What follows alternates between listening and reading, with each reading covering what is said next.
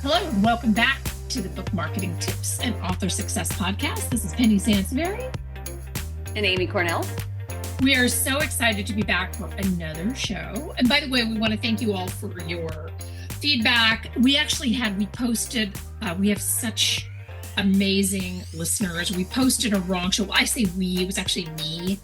I posted the wrong show on a Friday and somebody wrote us. Actually, we got 2 messages. Like, oh, the show is wrong. You posted the wrong show. And I'm like, oh my gosh, thank goodness for these amazing listeners that we have, because otherwise I'd be around thinking, oh, I love our super fans. Our super fans. They did. Yeah, they're really, it's amazing. So I'm thrilled about that. We have a really cool new thing that we're offering. So listen till the end of the show. We'll talk about it. We'll talk about it at the end of the show.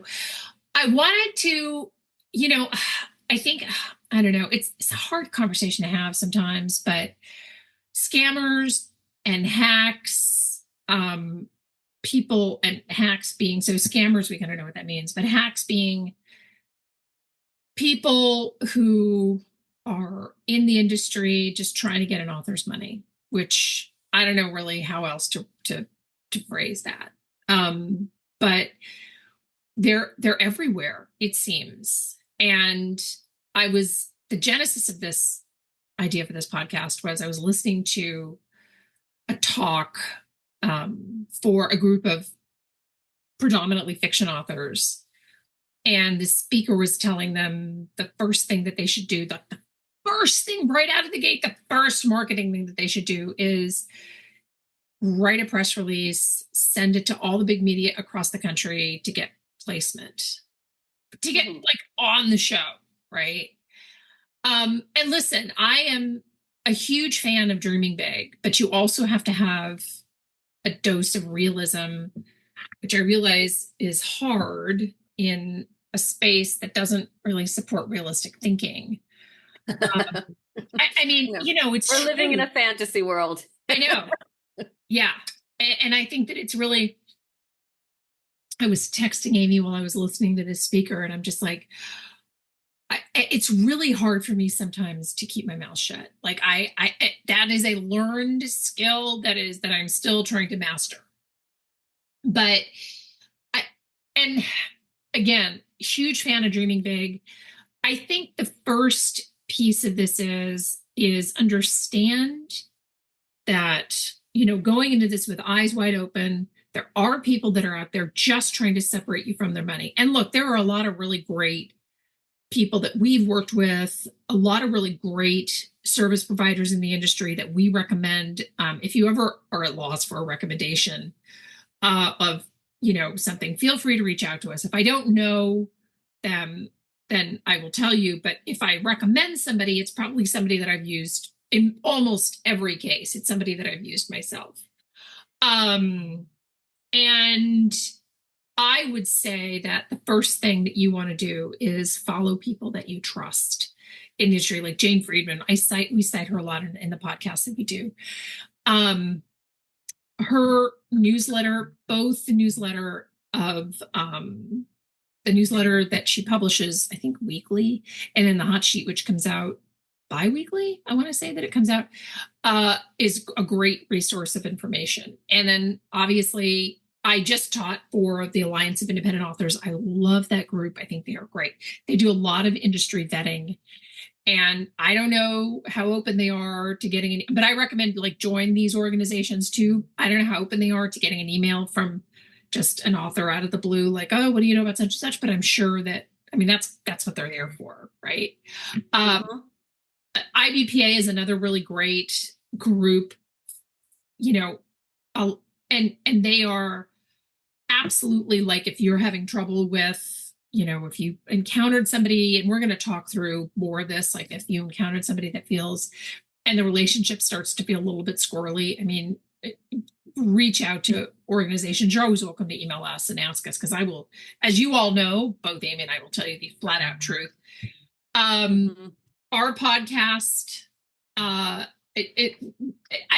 I talk to authors who are fans of our podcast, the first thing they say is, you guys are always so honest. One person said that we were brutally honest, which I hope that doesn't mean that we're, a little too hard hitting. But I mean, look, let's face it. I've talked to authors who have frittered away thousands of dollars on things that are just not going to move the needle or get them any attention. And that's the end of their marketing budget. And it's really sad, right? Yeah, it is. I mean, oof.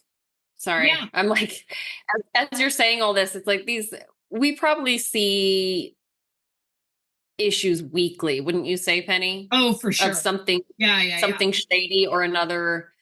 And obviously we have a lot of other things to do as well. So the fact that like those even stand out to us weekly should say how prolific this is, Yeah. And I mean, we still constantly get authors that show up in our inboxes after, I hate to use the word, well, I don't hate to, it sounds harsh, but truly after being duped by claims of either making their book a bestseller or with promises of ROI. And they come to us, and granted, Penny and I are kind of like, ooh, thin ice there when people come to us like, I've been screwed and now I need your help. It's like, oh, yikes.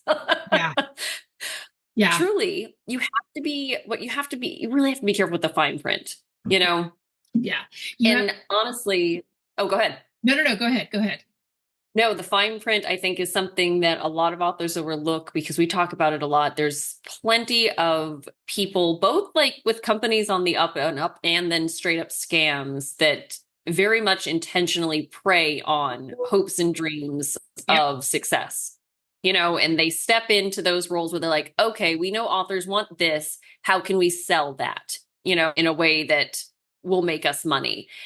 And honestly, you have to approach everything with a healthy dose of skepticism, Yeah. Like, and we talk about it a lot, when authors come to us, like, we want you to make us a bestseller. And it's like, listen, and I mean, Penny and I kind of joke, if we could just snap our fingers and do that, we'd be long retired by now. So if you're finding something that sounds, if you're going like, oh my gosh, they can make me a bestseller, I'll make my money back as long as I hire this firm. You have to ask yourself, why isn't everyone else doing it? Yeah. Why, if it was that easy, why isn't every other author you talk to already a bestseller and already retired and just writing and living the dream, Right. Exactly. No, I think that is a very, very good point. I think it's a very good question to ask yourself, because if it worked, if everything worked that easy, we would have a lot more bestsellers. And, I think that, like, just to get back to the press release, like, so if you think about it, right? I mean, there's a book published every 8 seconds in this country.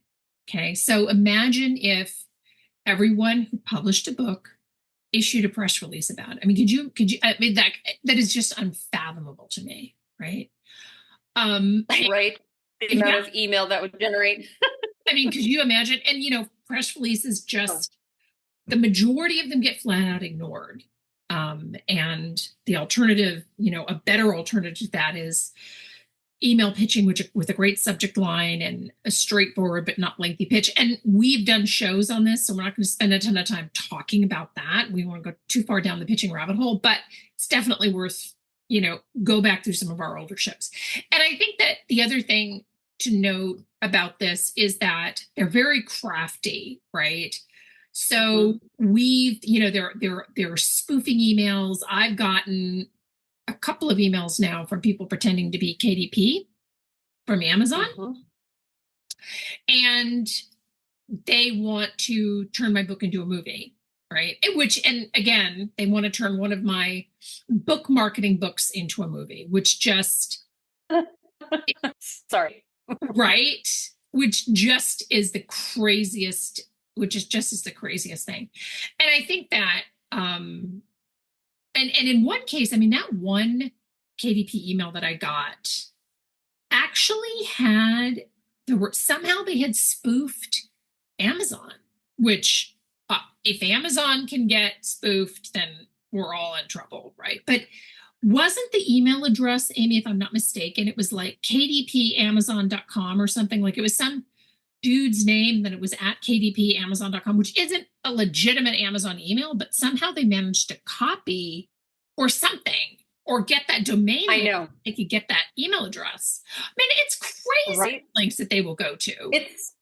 It's wild. And Penny, you got that email recently, a fake Goodreads email saying that like the Goodreads team has selected your book, right? For some sort of special feature that they were working on, and they were using an individual's email address that made it look like it was from an agency and all this stuff. I mean, it was wild. Yeah. Yeah, exactly.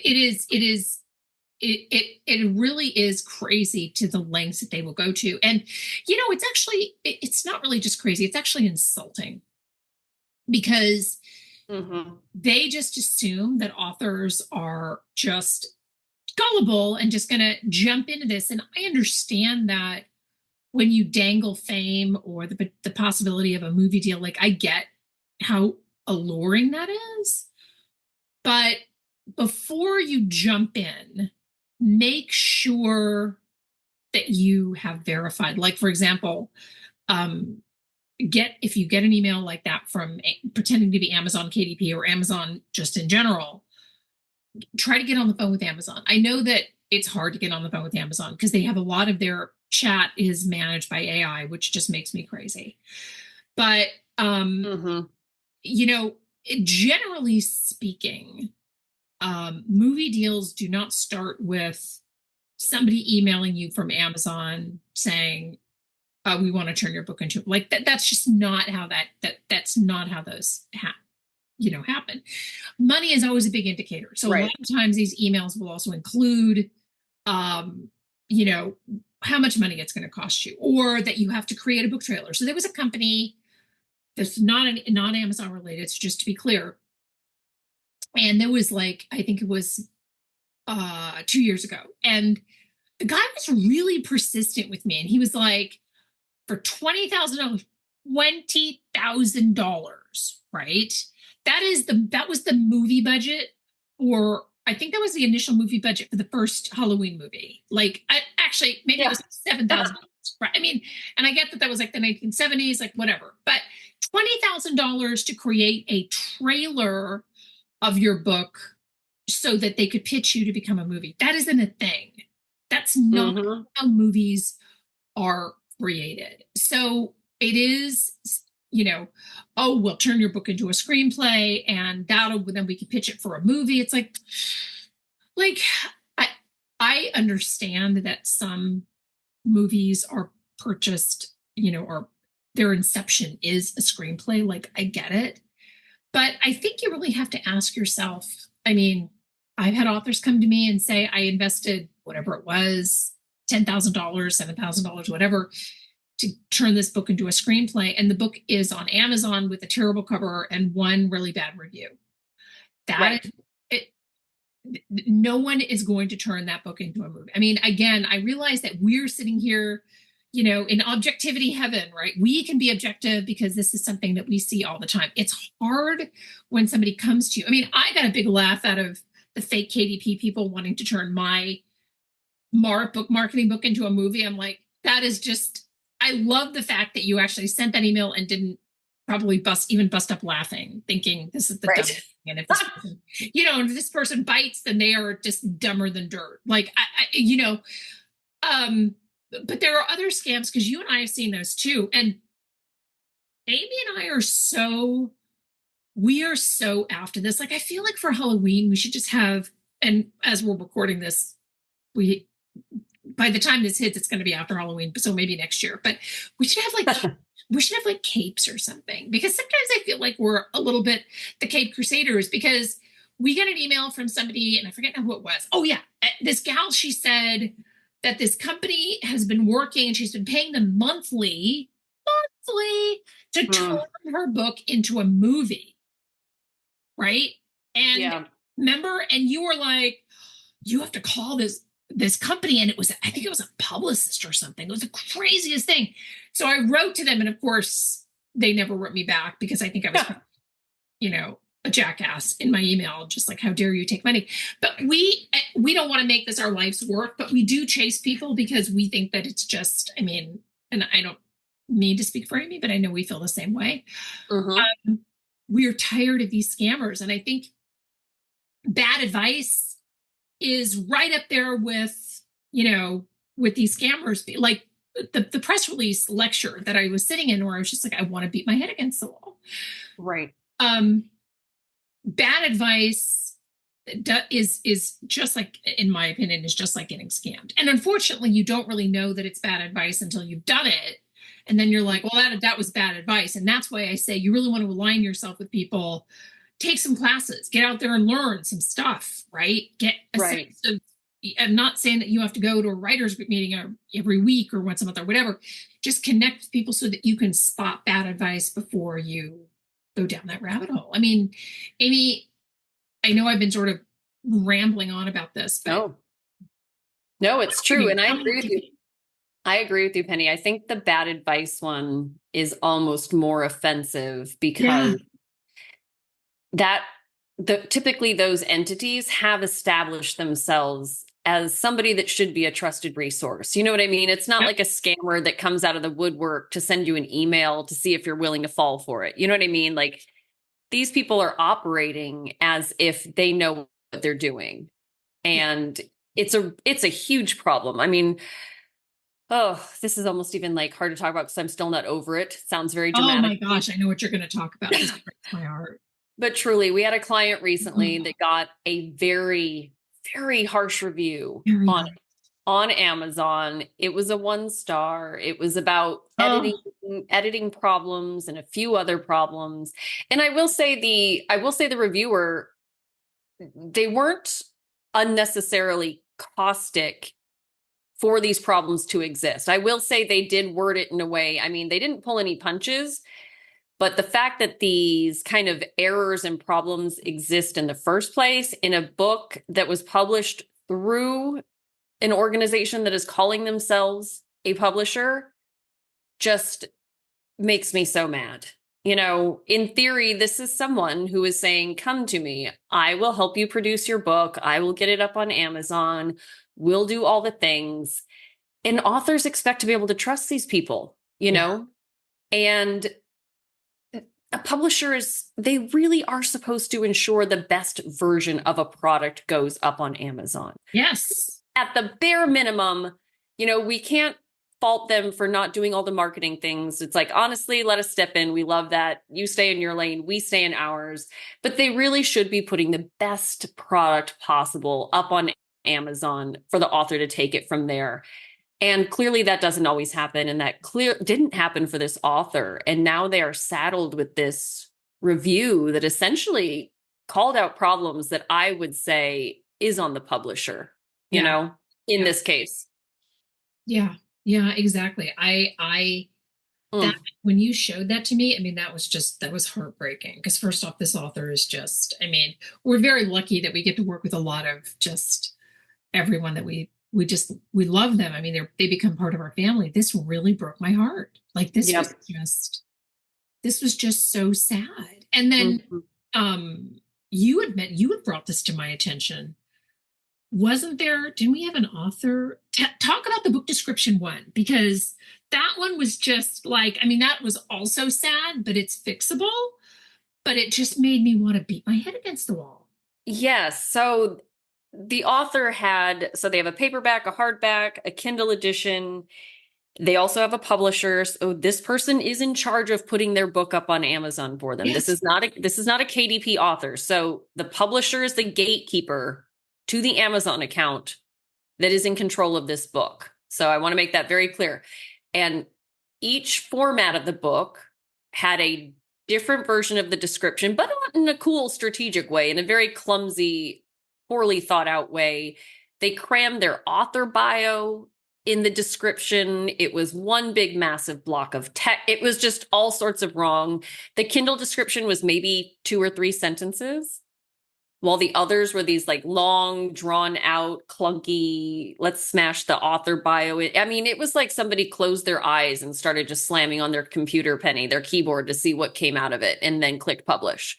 Like it was, and that's the part that is really frustrating because again, I can't emphasize it enough. Like if you are trusting somebody to produce your book for you and get it up on retail sites, they own the access to your book on those retail sites. Yeah. There's nothing you can do about that. Mm. So when something goes wrong like this, you are now battling with that organization, your contact, that individual, however they're set up to get things fixed. And we can tell you from personal experience, it's not always easy. Some of them are amazing and are very responsive, but we work with too many authors who don't get responses at all or get very cagey responses when they try to get support or try to get something fixed with their retail pages. Yeah. Yeah. It's really, I mean, I think that, I hope that this doesn't sound like us telling you, uh, Be don't scared, run away, hide under the bed. be scared, run away. I mean, this isn't about like, don't trust anyone, but I think that, there's what was that old saying? Is it a military saying? Trust but verify. Mm. You know what I mean? Yep. Because like I said, this whole the bio thing on can be fixed, but this poor author with this book that just needed a better edit, it just makes me crazy. Yeah, inexcusable. It's absolutely inexcusable for sure. So we hope that this show has been helpful. We are really excited. I know we sort of teased this at the beginning. We are rolling out, and we're actually only rolling this out right now to our podcast listeners. So it's not widely available. It's an author mentorship program to help you unlock your publishing potential. And there are 3 different levels of the program. So if you're 6 months out, we have a program for you. If you're less than 2 months from publication, and then if your book is already out. And the way the programs are structured is that obviously the 6 month out, you have lots of time and things like that. Maybe you haven't designed your book cover yet. It's designed to help put you and your book on the right path. In other words, to help you increase your chances for success and give you some really helpful but critical feedback. And if you listen to our shows for any length of time, you know that our number one thing is to give really honest feedback, but also giving you some strategies and some things that you can do to maybe improve. Like if you come to us 6 months out and you already have your cover and the cover is not right, we'll do some, competitive cover market research for you. I mean, it really is a deep dive into where you need to go to be successful. And then, 2 months out, we're talking Amazon categories. We're doing Amazon optimization. Amy's doing your retail page book, book description and, retail page feedback if you have a retail page already, which not everybody does. But pricing, we're doing a deep dive into pricing. And then there's a 30-minute coaching session on each of these. And then Amy, do you want to talk about phase 3? So after the book is released, what's included in that? Yeah. So if your book's already out and you're kind of thinking, all right, I know I didn't do some things right, but the train was moving, or perhaps it's been out for a little bit and you feel like it's just not gaining traction, or you just don't want to go any farther without crossing your T's and dotting your I's and making sure that no, I've got a solid foundation to build off of from here, before you get too far down that road. We will go through and, again, like Penny mentioned, all the Amazon things. We also work on your platform and your branding. There's a piece in there for developing a social media plan or a blogging plan, depending on which one is more appropriate for your goals and your platform. And, we give you the plan, the content ideas, the hashtags, all the things. So it's really well laid out for you to take 90% of the weight off of your shoulders in that regard, which also I think that alone is super helpful when you've just launched a book and you have how many other marketing things that you're trying to juggle, So, I mean, there's so many things. And I think, Penny, we're going to do a dedicated explanation of this because, again, like you said, it's just for our podcast people to start with. So we want to make sure you have first access to it because we can only do so many of these, right? We can only take on so many at a time. So we want to make sure our dedicated podcast listeners get first dibs at booking one of these. Yeah. And this was actually designed based on feedback that we got from you, the listeners, the authors, who write us and really share what they're struggling with. And that's how we built this. So shoot us over an email, info@amarketingexpert.com. We'll send you all the details. We'll give you early access. As ever, we really appreciate you listening. We love reviews wherever you listen to podcasts. Thank you all for the most recent reviews. We just love them so much. And we will see you next time. Oh, and show ideas. We love your show ideas. So send those our way. Bye-bye.